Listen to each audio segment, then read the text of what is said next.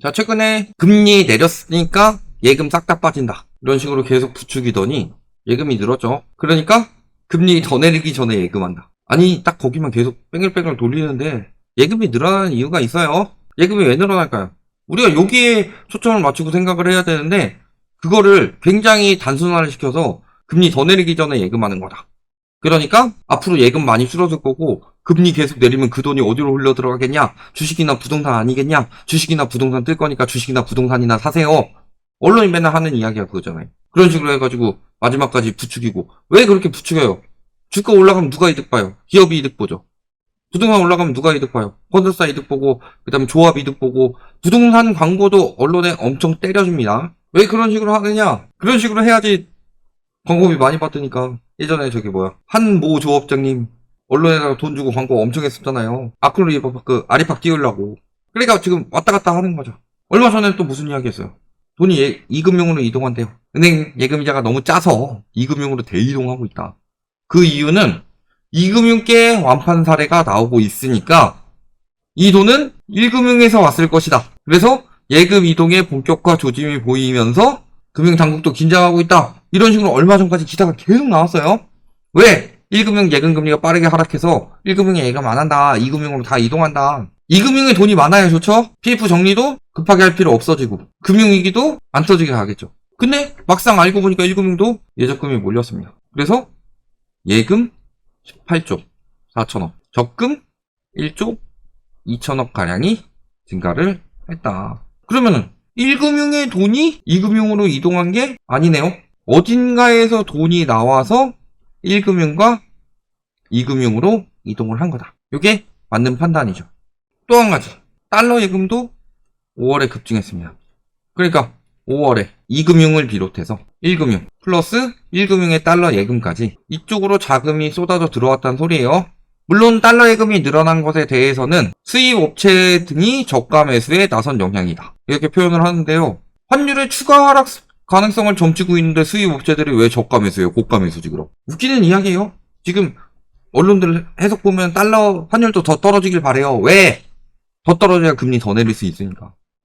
그 다음 그 이유는 미국이 중국과 90일간의 상대 국가에 부과한 상호 관세를 각각 115%포인트 인하하기로 합의를 했기 때문이다. 물음표. 미국 달러 가치 왜 떨어졌다고 그래요? 저는 여러 가지 요인을 이야기를 했죠. 채권 이야기도 있고, 그 다음에 신용등급 하락 이야기도 있고, 등등. 그럼 이런 일들이 왜 일어났냐? 트럼프의 관세 정책 때문에 달러 가치가 떨어진 거다. 불확실성이 커지면서. 근데 관세 정책을 완화하니까 원달러 환율이 떨어진다. 즉 달러 가치가 더 떨어진다. 이 얘기죠. 이 뭔 개소리야! 똑같은 이야기 하는 거예요. 부동산이. 규제 풀면은 규제 풀어서 올라간다. 규제 막으면 규제하면은 규제 때문에 수요가 줄어서 올라간다. 규제 때문에 공급이 줄어서 올라간다. 규제 풀면은 규제 풀어서 수요가 늘어서 올라간다. 관세 하면은 관세 때문에 미국의 달러 가치가 떨어진다.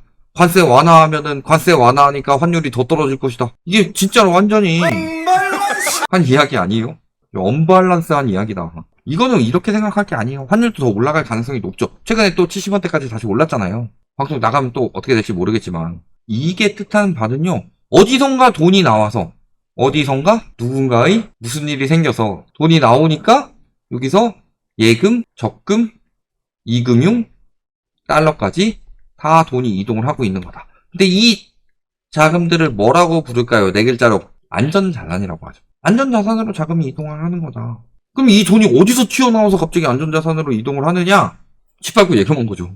제가 저번에도 말씀드렸습니다.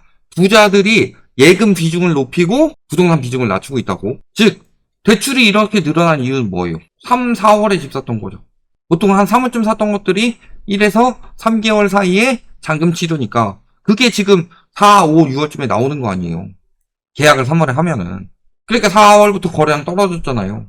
근데 왜 부채가 늘어나냐? 3월에 거래했던 것들 잔금 치를 시간 됐으니까 그걸 가지고 DSR 규제 전에 대출 잔뜩 받는다 하면서 자꾸 또 더 받아가지고 막차 수연이 뭐니 유도를 하는 거고. 그러면 이 사람들이 빚내서 집 샀어요. 그럼 그 판 사람들의 돈이 다시 부동산으로 흘러 들어가느냐? 그렇게 되려면은, 그렇게 됐다면은 양극화 이야기 하면서 아까도 그 거래량 보여드렸죠. 노도강 거래량은 많이 안 떨어지고 강남 3구 거래량 뚝뚝 떨어진 거. 샀겠죠. 부동산으로 갈 거면. 근데 부동산 거래량이 늘어나요? 안 늘어나죠. 호가만 올리는 인간들이 있고 그런 거 가지고 호가 올랐으니까 지금 모릅니다. 이런 사람들만 있지. 부동산에서 팔고 빠져나와가지고 진짜들은 예금, 적금, 달러 이런 데다 옮기고 있는 거다. 달러는 안전자산이라고 그랬잖아요.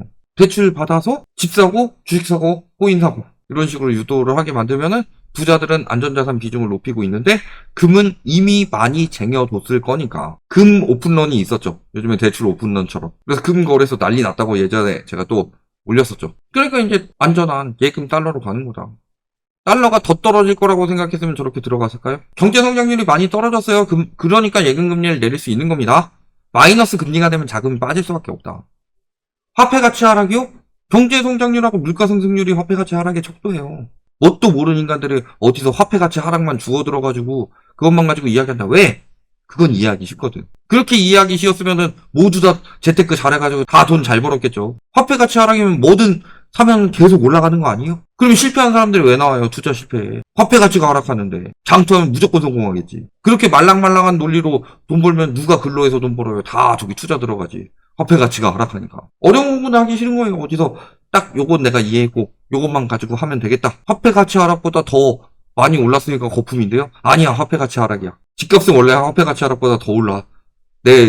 나한테 강의해 주시는 그분이 그랬어. 왜 더 올라요? 내가 이런 식으로 이야기해서 결국에는 소득과 대출이고 이게 과잉 거품이 되면 빠진다. 아무리 이야기하면 뭐해. 거품이 생기면 나라 망한다. 댓글 엄청 날더만요. 주가 올랐으니까 나라 망한 거 아니래요. 경제 대공황이 왜 왔는지도 모르는 인간들이 그렇게 많아요. 주식 거품 때문에 나라 망한 나라들이 얼마나 많은데.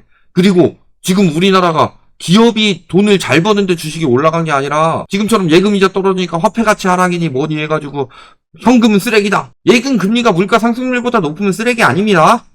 화폐 가치 하락 방어하고 그 이상의 이자를 주는 거예요. 그리고 전반적으로 자산이 빠질 때는 예금해가지고 마이너스 금리가 나더라도 지키기만 해도 성공인 거고, 그런 사람들이 할부 같은 게 빚인지도 몰라요. 아, 빚이라고 생각 못 했는데요. 그런 사람들이 예금 금리가 물가 상승률 방어라는 것도 모르지. 예금 금리 엄청 떨군 이유 뭐예요? 금리 더 내릴 거니까. 그것도 있지만 경제 성장률 전망이 툭 떨어졌으니까 그런 거예요.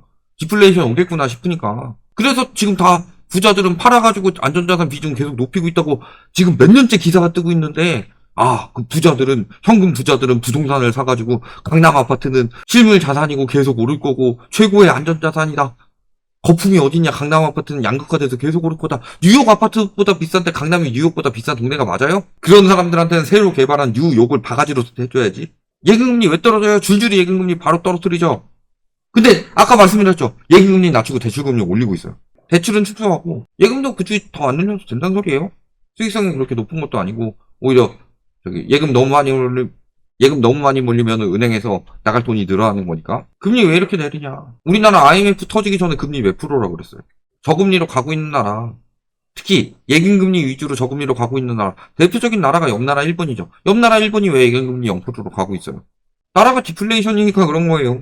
경제가 망해갖고 있다는 소리고. 그러니까 0% 금리임에도 불구하고 정책 대출 받는 사람들, 정책 대출 받아서 지금 집 사는 사람들은 여태까지 집 산 이력이 없기 때문에 가능한 거죠.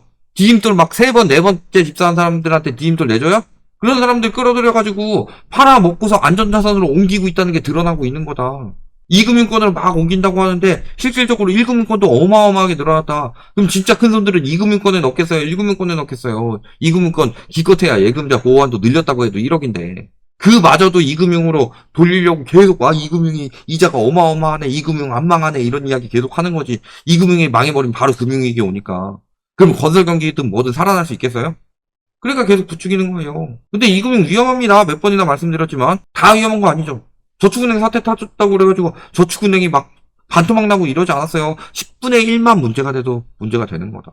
지금 뭘 하든 마지막에 자꾸 잘못된 여론을 만들어가지고 잘못된 가스라이팅을 시키는데, 핵심은요, 예금이 늘어나는 이유는, 달러 예금이 늘어나는 이유는 안전자산으로 자금이 이동하고 있다는 뜻이다.